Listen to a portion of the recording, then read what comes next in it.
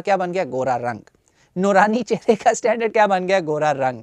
शादी से पहले हर लड़की को फिक्र होती है मैंने फलां फेयर एंड लवली और ये क्रीम इस्तेमाल की ताकि रंग क्या हो जाए? गोरा। आप लोगों के ऊपर गोरा अभी भी हुकूमत कर रहा है, आपके जहनों पे, आपकी सोच पर, आपके ख्यालात पे वो अभी भी हुकूमत कर रहा है, बिल्कुल।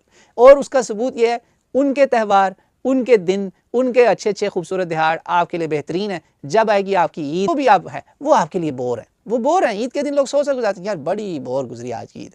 कोई जालिम ये क्यों नहीं कहता न्यू ईयर नाइट बड़ी बोर गुजरी? इससे पता चलता है कि हम एक अभी तक जहनी तौर पर गुलाम है। काश इन गुलामों को कोई आज़ादी सिखा दे कि आज़ादी होती क्या है। गुलामाना सोच के मालिक जो लोग होते हैं ना, वो इस किस्म की चीज़ों को ढूंढते हैं और भेड़ चाल के पीछे चलते हैं। हम लोगों ने दूसरों की देखा देखी वो चीज़ें अपनानी शुरू कर दी हैं जो हमारे ना दीन में ना उनके दीन में, ईसाइयों के भी दीन में असलन ये नहीं था।